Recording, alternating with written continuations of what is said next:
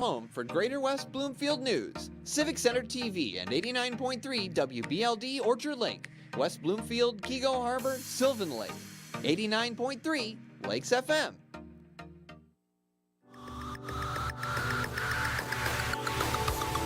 It's the Megacast, an hour-long TV and radio streaming show keeping you informed on the day-to-day news. Live from West Bloomfield, we're bringing you the news, updates, and information impacting communities around Michigan. Join our host, Tyler Kieft, as he talks with community members, business leaders, and professional experts about the stories that impact you. You're watching the Megacast on Civic Center TV. Like what you see? Beautiful works of art, masterworks of metal, and accomplishments of artistry will be on display near you. All kinds of artists from all walks of life come together to celebrate their skill and appreciate their work's beauty.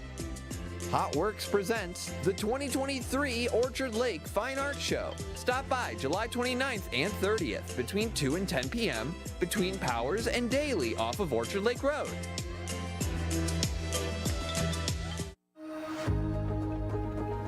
When the temperatures are chilly, being together warms the soul.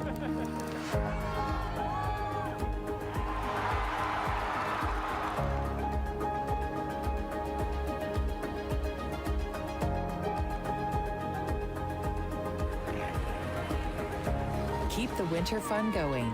Help protect yourself and those around you by keeping your COVID-19 vaccines up to date. 1 in 4 Michigan homes has high levels of radon, a naturally occurring radioactive gas known to cause lung cancer. It doesn't matter where you live or what type of home you have. You won't even know it's there unless you test. So don't wait. Testing is cheap and easy. And if there's a problem, it's simple to fix. Visit michigan.gov/radon to learn more. We took action. Will you? You're listening to your radio homes for the Megacast, 89.3 WBLD Orchard Lake and 88.1 WBFH Bloomfield Hills. Today's edition of the Megacast begins now.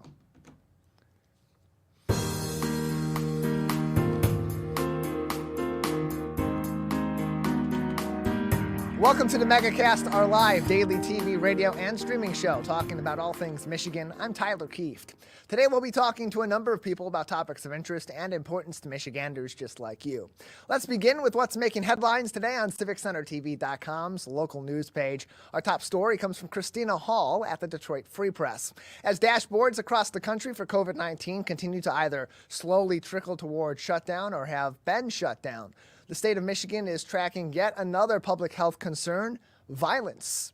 Health officials at the MDHHS have now launched the Michigan Violent Death Reporting System in order to track metrics and trends in regards to violence across the state, including homicide, suicide, law enforcement-related deaths, and child deaths, as well as many more.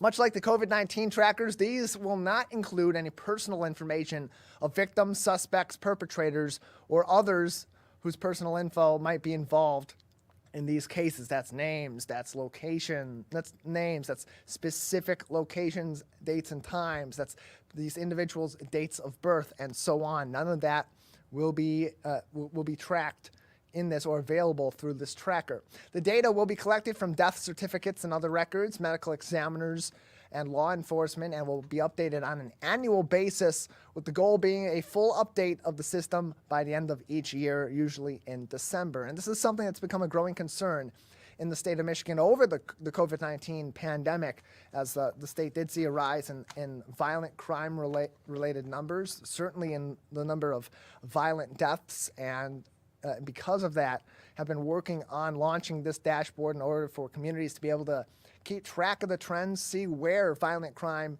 is trending upward or trending downward, and maybe try to correlate some factors that could be inspiring those numbers one way or the other. All these articles are posted on our website, so you can see even more information. They are on our website proper, Calvin, if you'd like to navigate to there in between them as I talk more about this. And I encourage you to go to this article too on our website or on the Detroit Free Press's website. Either way, we have that posted on our local news page, because Christina Hall at the top of that article does include a link to this dashboard so that you can check out the numbers yourself and you can check back on it regularly to get updates on violent crime in our local area, here in Oakland County, and any of our communities and more. Again, that article, civiccentertv.com, on our local news page. If you're looking at your screen right now, you're seeing that on our TV channel, on our streams. At the very top of that page, you can see that link just under where it says Detroit Free Press, referencing where this article is from, as we do on each of them.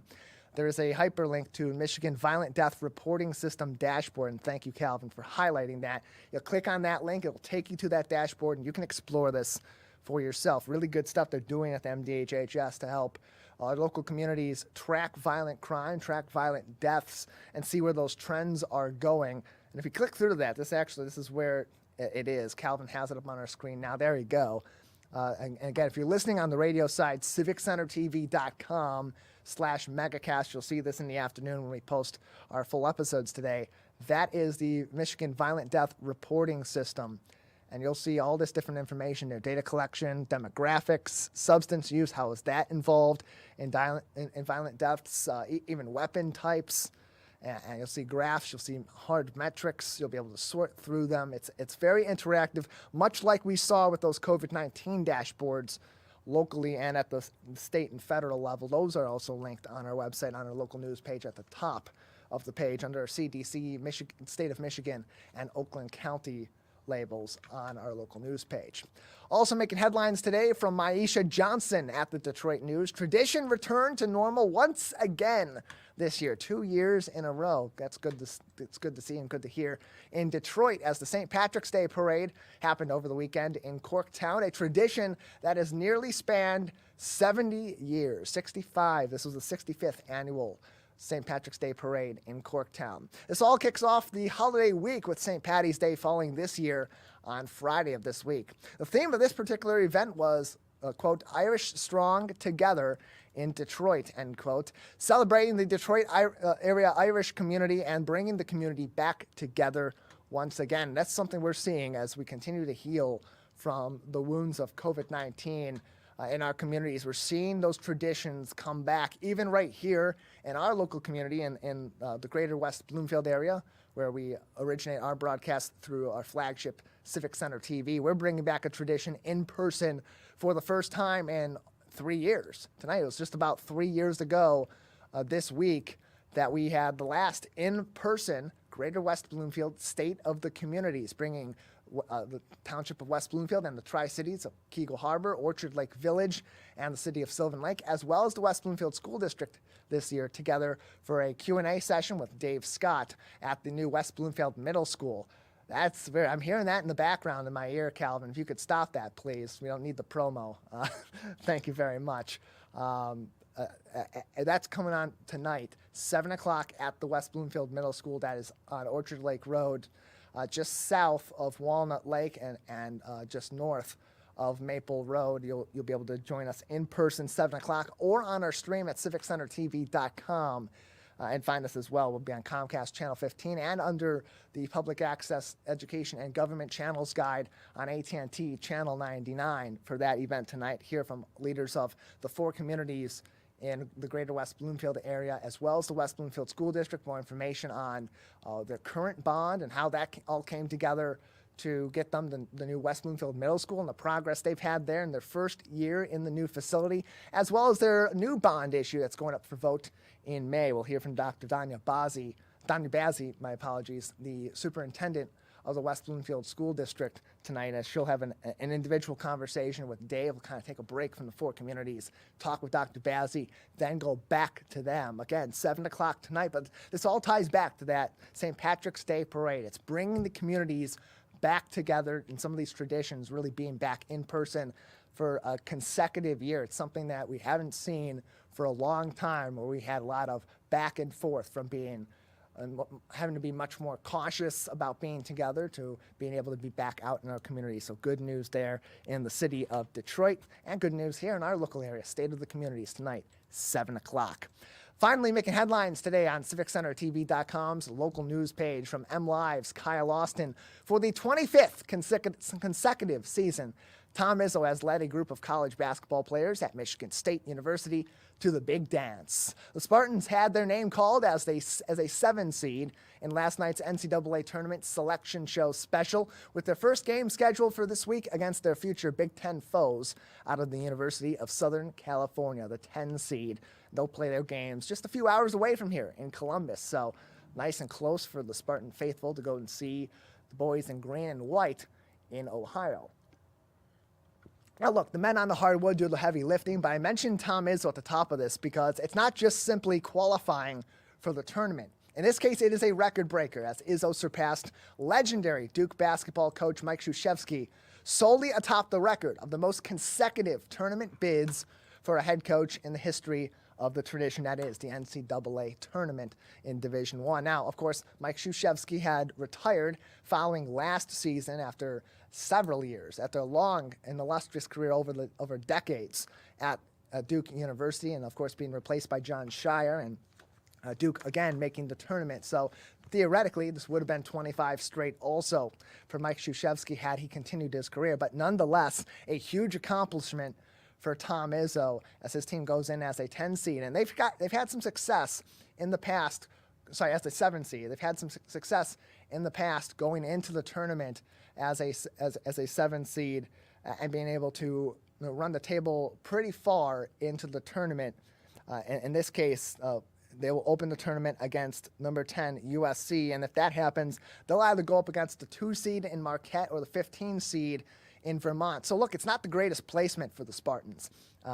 Part of that has to do with they really were inconsistent this season. They've been inconsistent across the board. On the offensive side of the ball, they've had their fair share of shooting woes. We saw that just a few days ago against the Ohio State University in the Big Ten tournament, where the Spartans were just absolutely awful on the offensive side of the basketball. Defensively, the effort hasn't entirely been there. The heart hasn't entirely been there. Sometimes it seems like it really takes a lot of convincing from Tom Izzo and his staff to get those players' heads back in the game and really fighting for victory. So when it comes time for the tournament, things take a different turn. It's just like the NBA playoffs. It's just like in the NFL. It's just like in college football. When you get to that point of the season where these games mean the difference between a championship and nothing, that becomes a lot more enticing and a lot more inspiring for these players than playing extra basketball games that tire you out before you're going to the big dance. Did that play into the Spartans' struggle in the Big Ten tournament against Ohio State?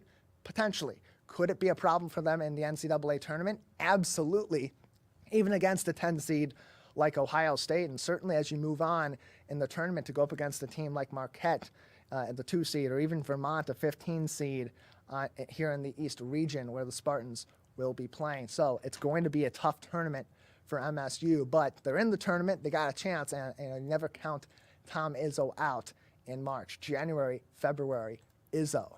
As for the University of Michigan, not to smile at the pitfalls of anybody, or certainly not to kick anybody while they're down, they did not qualify for the tournament for the first time since 2015. They will instead play for, I don't know what you're playing for really when you're in the NIT, but that's where they're at, so congratulations. As for the Spartans, they are the 7th seed in the East region. They will begin later on this week as the NCAA tournament kicks off. So get those brackets ready, everybody. And it's a fun time of the year all across offices all around the U.S., whether you're a basketball fan or not. In my case, I make 3 brackets every year. 3. 1 is my actual picks. That's where I go through. I look at all the numbers. It's a seeing eye test, what I've observed watching these teams play over the course of the college basketball season. Those are my picks. Those are my locked-in picks. That's what I believe. That's where my integrity sticks. Then there's the second bracket. It's called the mascot battle. It's pretty simple. Head-to-head. Whose mascot would win against the other mascot in a fight? Hint, hint. Usually it's one that has more of a mystical power. That ends up running the table. But that one never really does really well. If I remember correctly from when I checked yesterday, last year's mascot battle was in the 7th percentile. Not the top, not meaning that it did better than 93% of those that filled out brackets through ESPN. That's where I go for these brackets. It was in the 7th percentile. That means 93% of brackets were way better than that one. And then finally, it is the coin of destiny. I should have brought it in the studio with me because I use the same coin every year since I've been doing this. for wow, almost a decade at this point. I started this tradition in high school. I got these detailed rules. I go through with a coin, and everything's determined by the flip of a coin. It determines which region I pick first. It determines which seed, the high seed, meaning like the 1 seed, the 2 seed, the 3 seed, or the low seed, the 14, 15, 16 seed wins based on the results. And every single game is determined by a coin flip. It ends up being quite chaotic, and sometimes, embarrassingly enough, it does a lot better than my actual picks. It's happened 2 out of the last 3 years, but in between that, I won my bracket pool with my friends from college and high school. So it's not all bad news for all of us. It's all in good fun as we head into the month of March, in the thick of the month of March, and it is college basketball season. You can enjoy all of our headlines on our website on civiccentertv.com, on our local news page each and every day of the week. We update that before every single one of our shows, so you can stay up to date on the latest news right here in your local area in Oakland County. We have a great show ahead on this edition of the Megacast. Coming up next, it's tax season, and joining us will be Oakland County Treasurer Robert Wittenberg to join us to talk about getting your taxes in on time, getting them into the county as soon as you can, but also what you can do if you are in need of some help, if you're struggling to pay those taxes and want to avoid the pitfalls of being late or missing those payments altogether. Stay tuned. This is the Megacast. Let's savor these moments. Made possible by the COVID-19 vaccine.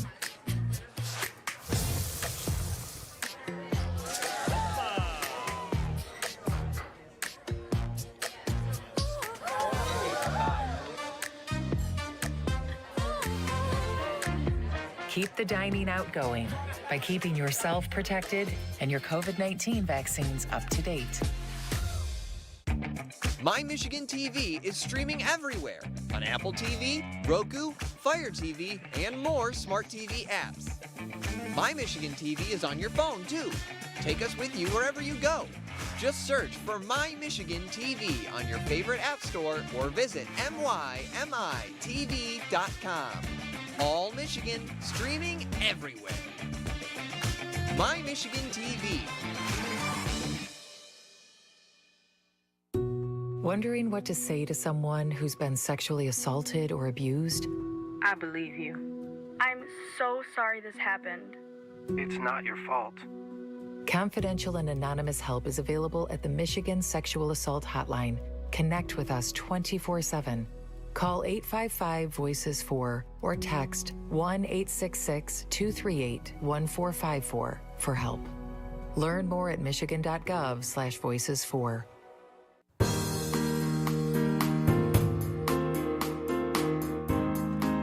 Welcome back to the Megacast, our live daily TV, radio, and streaming show talking about all things Michigan and all things Oakland County. I'm Tyler Kieft.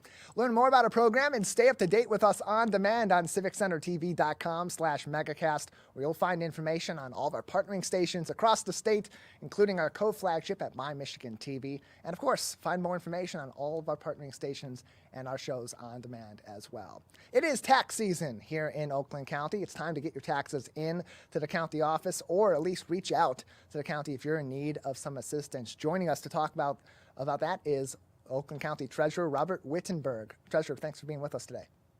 Morning, Tyler. How are you? Doing all right. How are you doing today?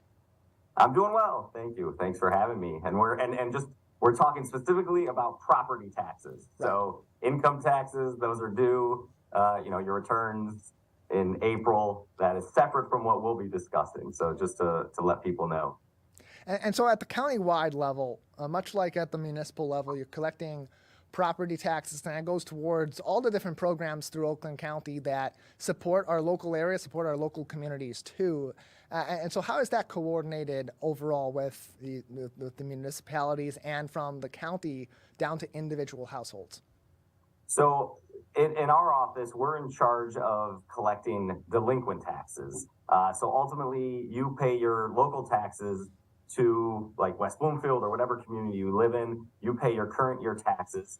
If they come over delinquent, so in essence, you don't make them in on time, usually by the end of February. If you don't make those payments on time, then in essence, we become the collections agent for those taxes. So we cash flow the local community, we make them whole, and then we're in charge of collecting those taxes. So we make sure we have our delinquent tax revolving fund, our DTRF fund, that is able to fund all the local communities. There's 63 cities, villages, and townships, and we got to make sure that they have the resources necessary to continue providing services. So we're like a backstop.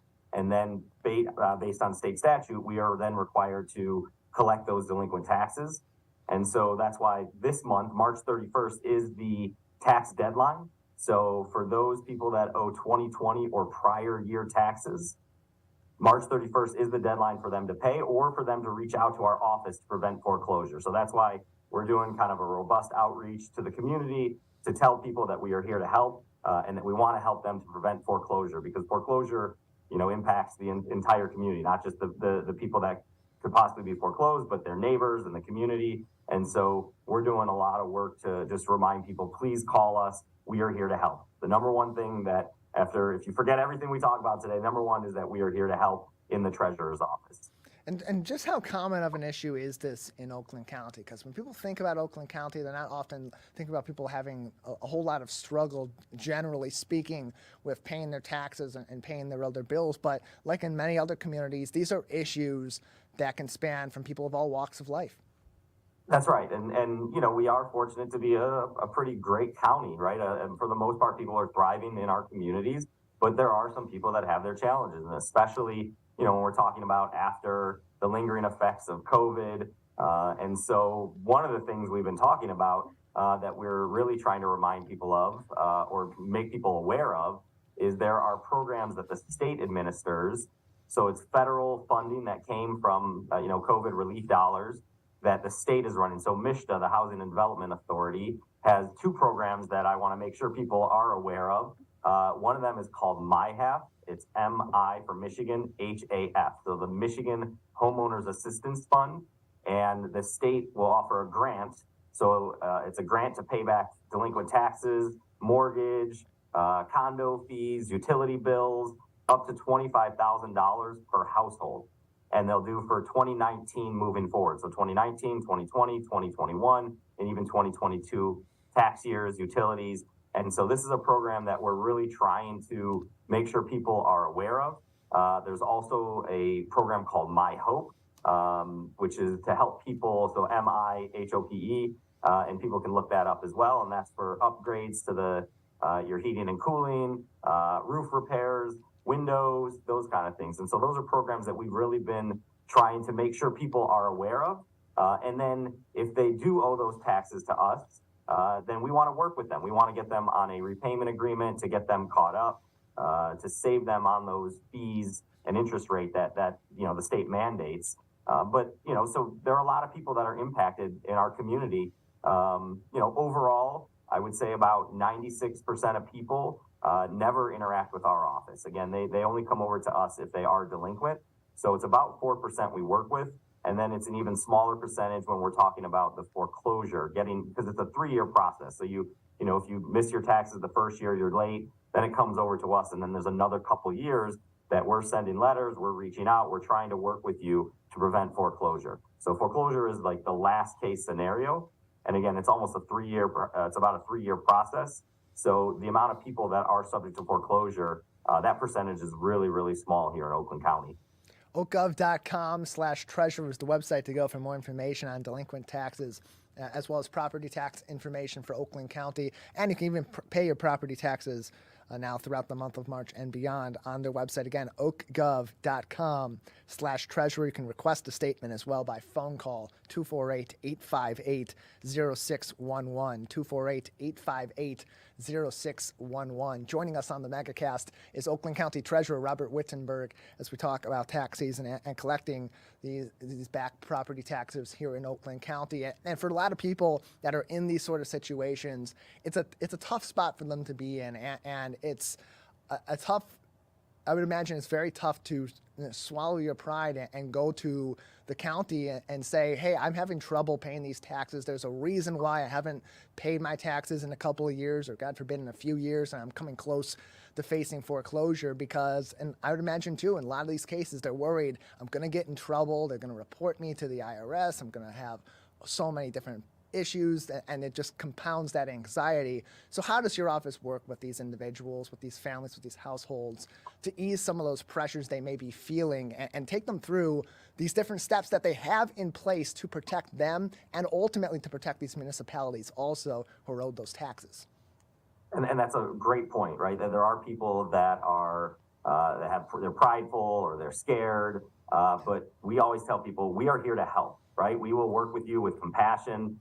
If you're, we don't know you need help unless you tell us you need help, unless you reach out to us. And so we are, we send letters, we have personal service. So someone that visits the property, like we're doing all the outreach that we can to try to get in touch with people. But again, we don't know they need help unless they reach out to us. So if they call us, we actually have what are called our taxpayer assistance meetings. We refer to them as TAMs in our office. They are one-on-one confidential meetings that we have, and now you can do them obviously over the phone or Zoom if need be, but they're confidential, and then we treat each person like an individual. As an individual person, we want to know about their unique situation, and then we want to talk to them about what their options are, what kind of grants are available to them.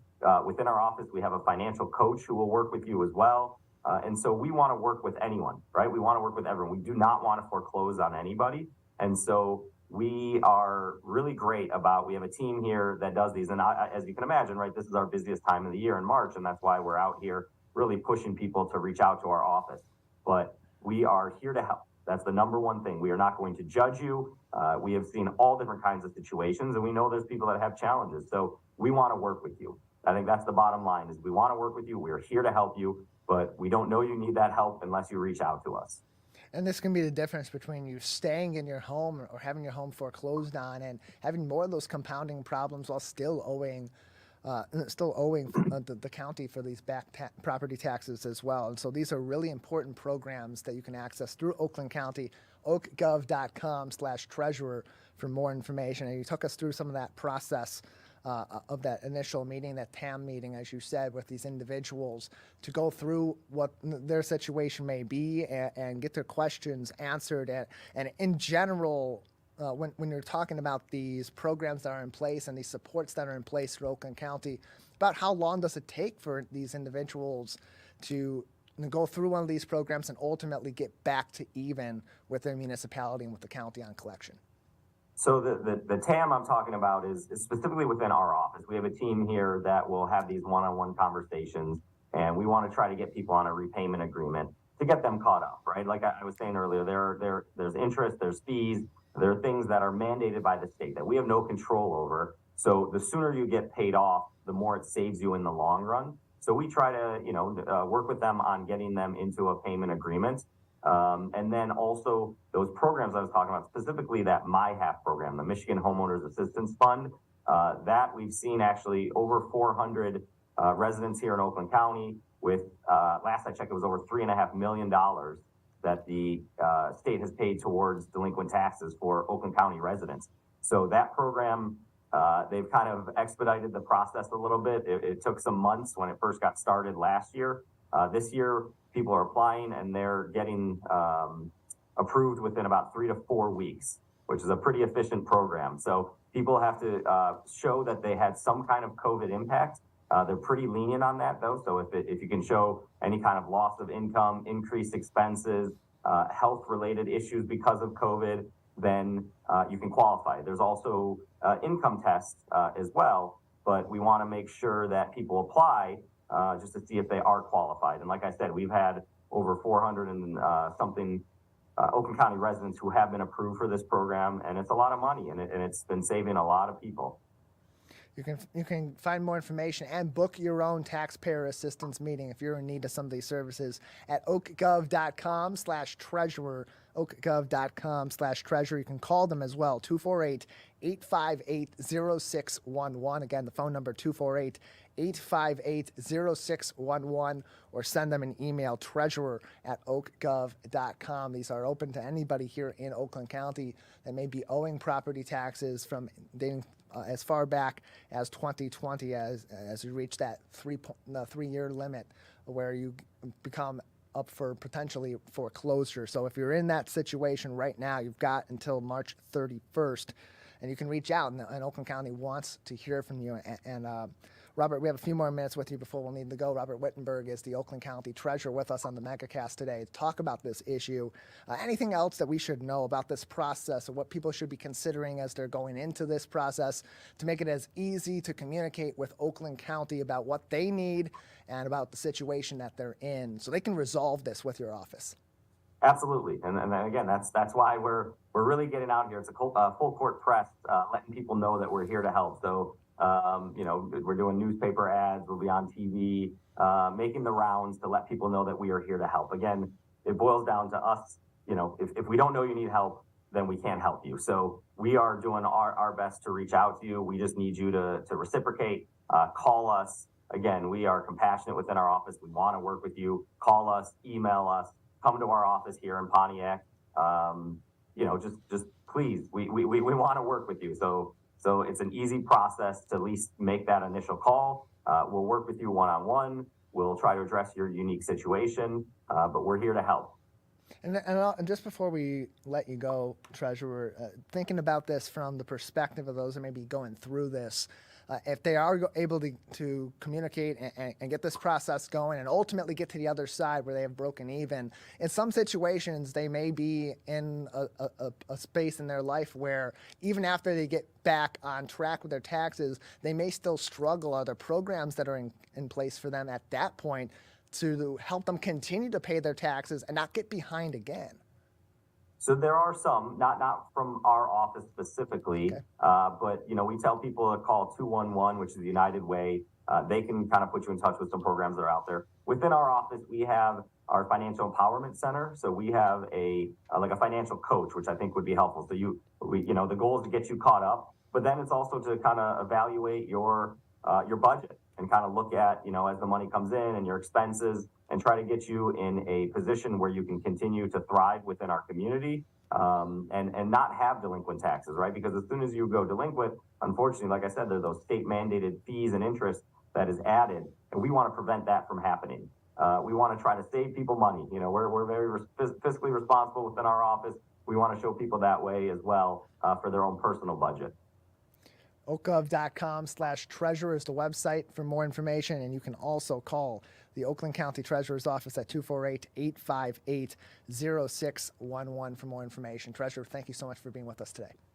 Thank you so much, and then next time I'll come in and talk some March Madness. We can talk some basketball. Absolutely. It's perfect time of the year for that, but first, let's get through the property tax season, and then we'll move on to basketball. Thank you so much. Thanks for having me. Oakland County Treasurer Robert Wittenberg with us on the Megacast today. If you are in need of help with some of your back property taxes here in Oakland County through your municipality, Oakland County is there to help. You can book a taxpayer assistance meeting with the county's treasurer's office by going to their website at oakgov.com/treasurer. And one more time, that phone number is 248-858-0611. We'll take a break on the Megacast. On the other side, today is 1 month since the tragic mass shooting at Michigan State University. Recently, we spoke with State Senator Rosemary, who represents our local area around our flagship here at Civic Center TV, and also was the state senator in her previous term for the communities, including Oxford, who experienced a mass shooting, of course, themselves just a little over 15 months ago. We recently spoke to her about where the state currently is in terms of its leadership, discussing this issue, what steps may be taken by the legislature and potentially by the governor as well to change the laws here in Michigan, and other ways to address this issue of violence and other mental health issues as well on a recent edition of the Megacast. We'll get to that in just a moment after this very short break. Stay tuned. You're watching and listening to the Megacast. In the face of COVID-19, staying healthy is important. And now the same is true in the face of flu. Influenza has the power to infect millions. But it's easy to protect yourself, your family, and your community. The flu vaccine is safe and effective. And with COVID-19 still around, it's essential. Together we can face flu season head on. Visit michigan.gov/flu. It's that time of year, Greater West Bloomfield. Our towns gather together this March for the 5th annual State of the Communities. important figures from Sylvan Lake, West Bloomfield, Orchard Lake, and Kego Harbor discuss the past year's projects and developments. Hear presentations from speakers, discussions on plans of action, and more. The 5th Annual State of the Communities, March 13th at 7 p.m. at the new West Bloomfield Middle School.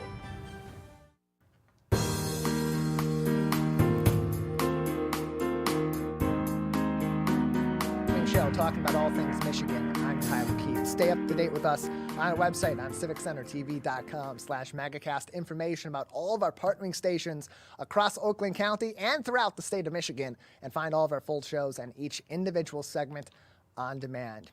As we are now 1 month removed from the mass shooting at Michigan State University, we've had continued talks in our communities and certainly at the state level with our leadership about what to do to prevent mass shootings and other forms of gun violence at the statewide level in the future. We were recently joined by State Senator Rosemary to discuss this issue, as she is part of the Gun Violence Prevention Caucus and has been heavily involved in the talks with the Majority Caucus, those being the Democrats at the State House and Senate level, in order to address this issue, particularly, of course, in the Senate, where she serves. Let's take a look at this recent interview from one of our more recent editions of the Megacast. Joining us now on the program is our state senator representing the 13th District in the Michigan Senate. Rosemary Joins us today on the program. Senator Baer, thanks for joining us.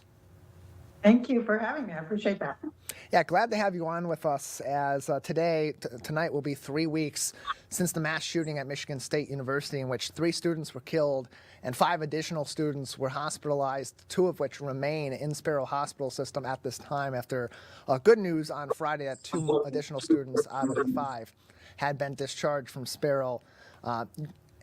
In the immediate aftermath of the shooting, there was so much call to action, as there always is in these cases, from the community, from legislature members, as well as others that were directly affected by these shootings. So in the 3 weeks since, what has been the discussion in Lansing, in your caucus and across the aisle as well, about addressing mass shootings? Well, I would say that in the 15 months since the shooting in Oxford, we actually got a lot more active and pushed harder and harder to introduce some firearm safety legislation. When last November, after the election, we had a suspicion that we might have an opportunity to actually move some legislation forward in this space under the new leadership in the House and Senate. So we started working on updating some of the fundamental pieces of legislation that other states are using all across the country, to actually build some firearm safety, some protections into Michigan law. So we started in November. We had a schedule that was a little bit longer than the one we're working on now. As much as we have had shootings around the state all over the place, individual shootings that don't get as much attention. When the Michigan State shooting happened, there was so much pressure and so much momentum and so much concern by everyone that we started to accelerate what we were doing. So moving up our schedule a little bit, just basically pushing harder to get things done faster. And so we introduced the 3 different sets of bills a little over a week ago, and are now going through the hearings process and moving to voting soon, hopefully before the end of the month, but soon. And so often when these unfortunate events happen, and now in the last 15 months, really unfortunately twice have happened right here in the state of Michigan, affecting people all across our local area. When that happens, the reaction tends to be, as it should be, very emotional, very visceral for our communities. And they're calling for action. They want that action immediately to prevent these kinds of situations from coming up in the future, again, even just months away from when they had happened previously. But unfortunately, with the way that our government works, these processes aren't really able to take things on immediately. It takes time. So with that being the case, and what you've already discussed with three bills already in the circuit as it is, when can the people expect that maybe some of these bills may go through the process they need to go through and become law in Michigan? Luckily, we had the base bills prepared that have been reintroduced every 2 years for the last 8 years or so.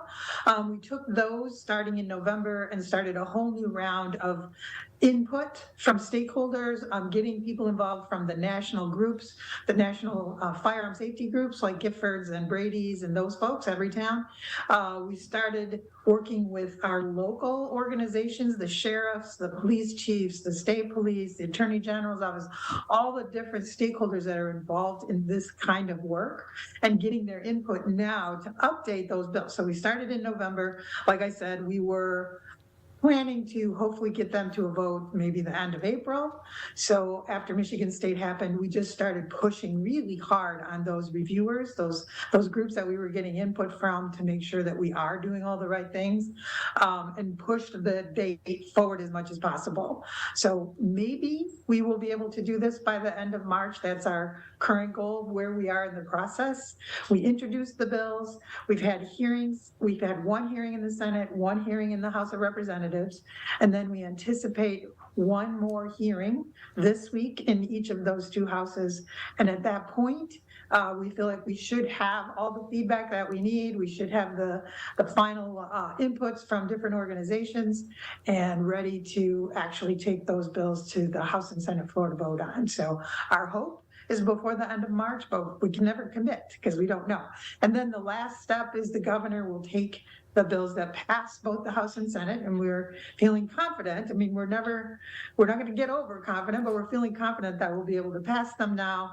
And the governor has already expressed her willingness to sign the bills. So hopefully that sticks and we get them all done this spring.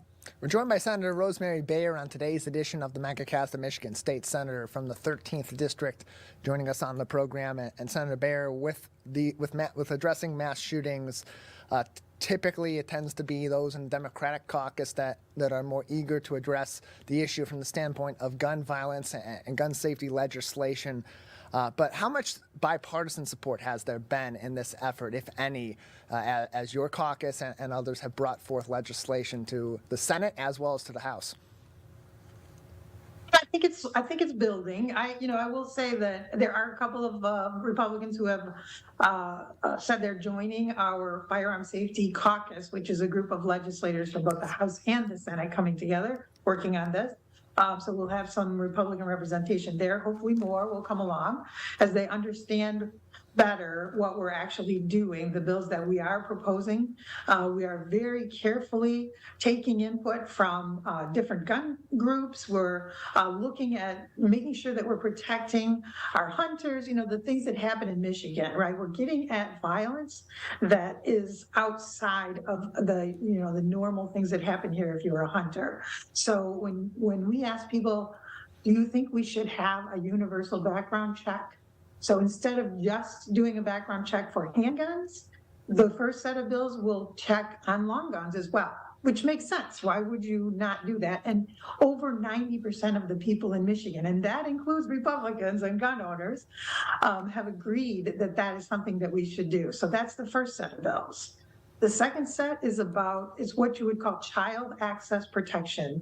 And so when you talk about the things that happen, where our kids get a hold of a firearm and, whatever, accidentally shoot their dad, accidentally shoot themselves. I mean, all kinds of bad things happen when people do not store their firearms securely. That's what that does. It says store it securely. If a minor gets a hold of it and hurts themselves or someone else, the owner is going to be held responsible. That seems very practical. It doesn't take your gun away.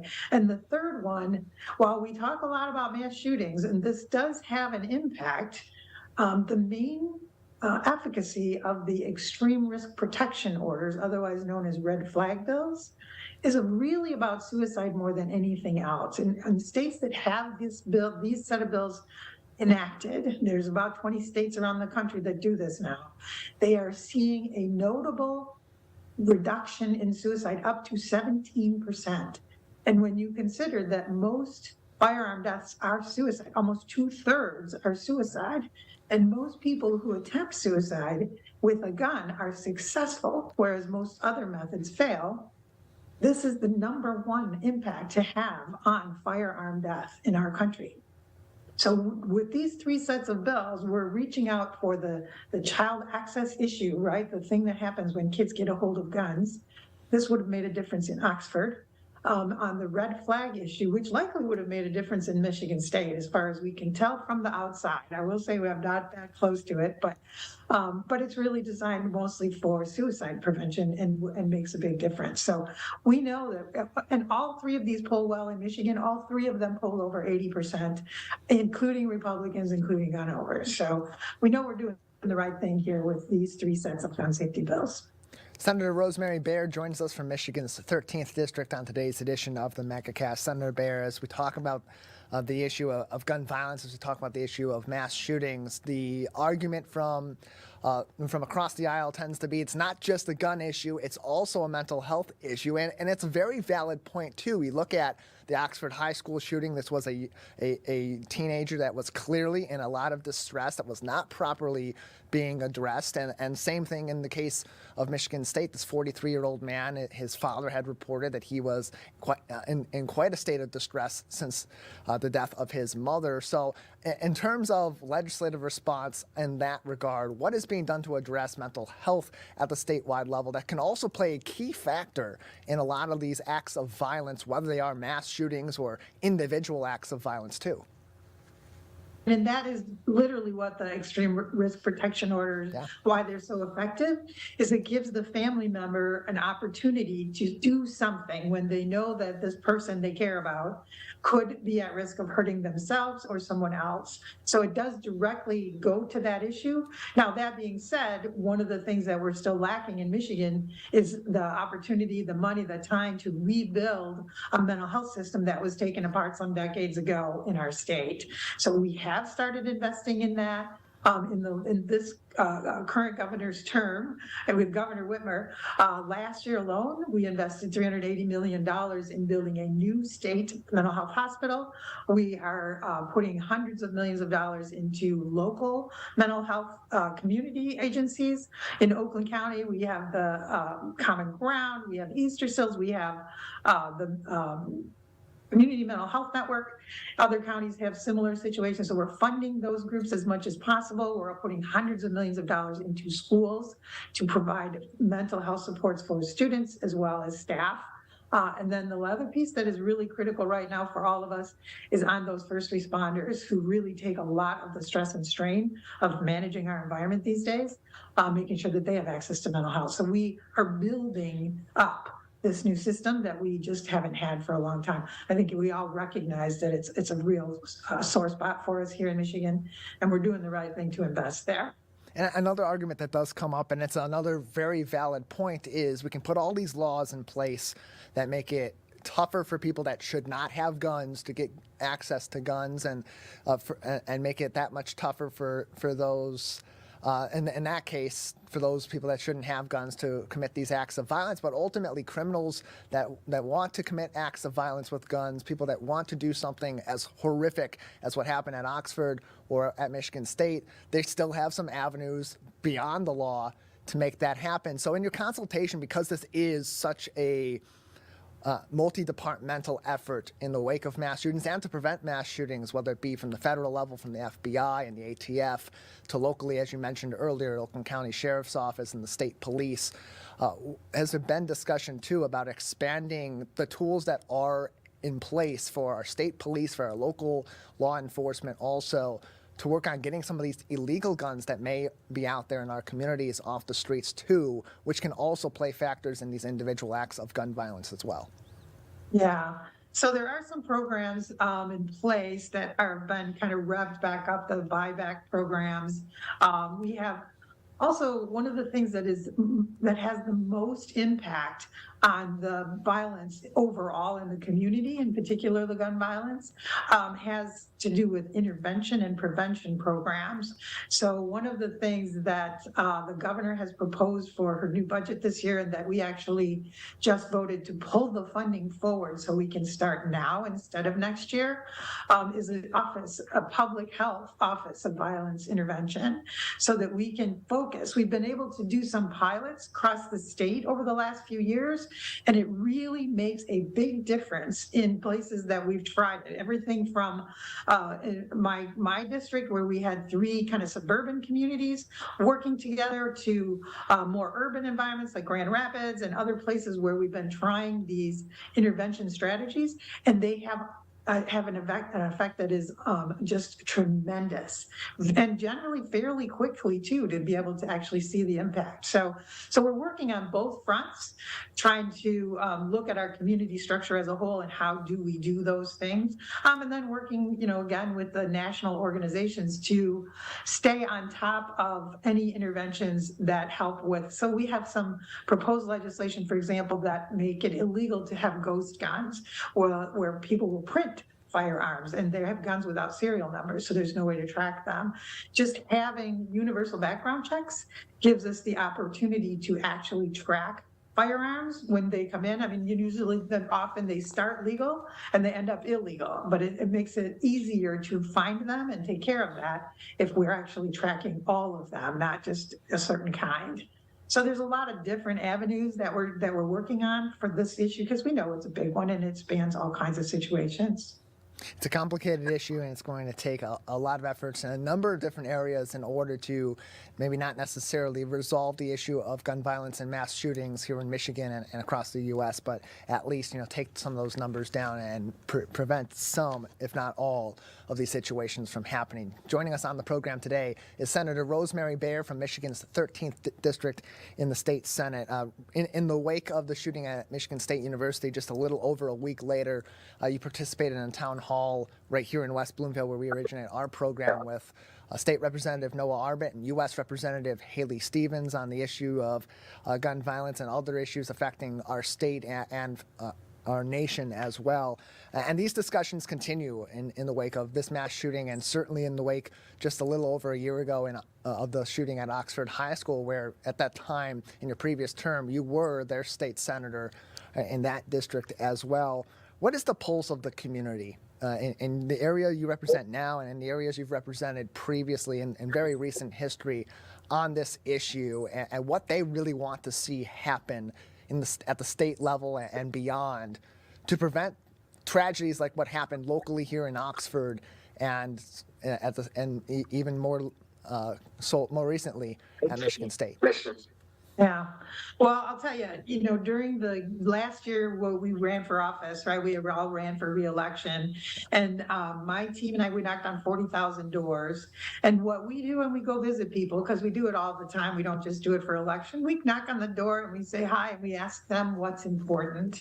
What do you think we should be working on? And always, gun violence was one of the top 2 things. It was either first or second in every single conversation this came up.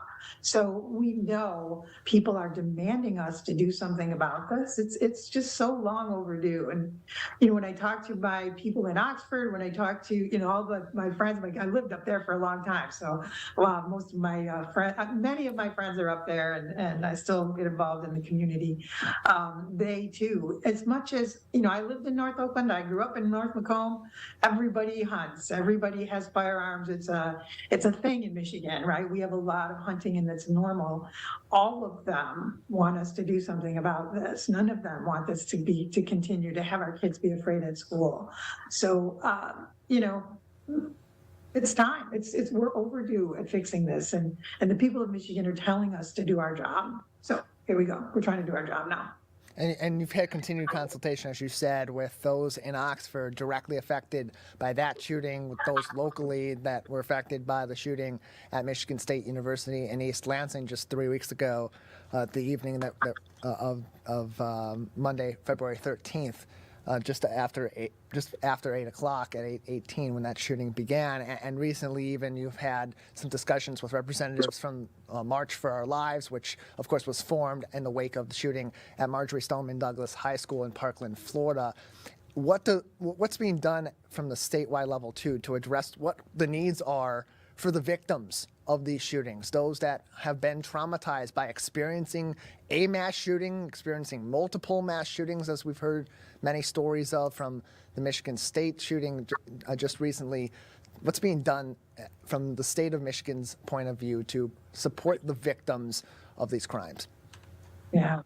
Well, we have certainly done everything we can to pour resources into both of those school environments as things happen, making sure that every student there, every teacher, anyone there actually.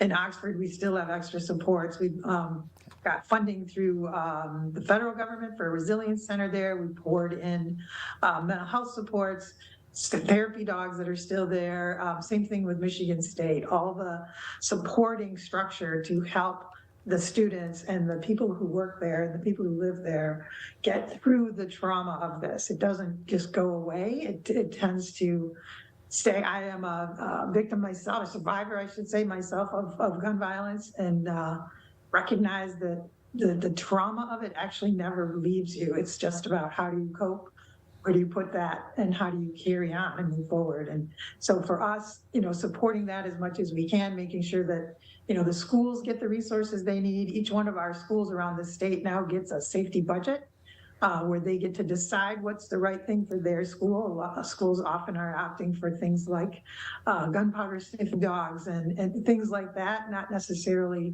armed guards. There's a lot of different ways to make it feel safer at school, and we're setting it up so that we have set it up so that the schools get to make their own choices about that. So that will continue probably for a very long time. I don't know. Senator Barrett, before we let you go, I do want to give you another couple minutes to say anything else that we haven't discussed on this issue that would be important for our local audience to know and for your constituents to know about what's being done at the statewide level to address some of the issues that lead and factor in to mass shootings. Thanks. Yeah, I would just remind people that, there is gun violence every day in our state. It's not just the one that just happened 2 weeks ago or the one that happened 15 months ago. It happens every day and every day across the country. It is the largest cause of death for children. The number one cause of death for children and young adults now is gun violence. So it's time for us to do something to fix this. We're doing it very carefully. We could use your support. Call your representatives, call your state senators, and tell them that you want them to vote for this as it comes up on the floor in both the House and the Senate.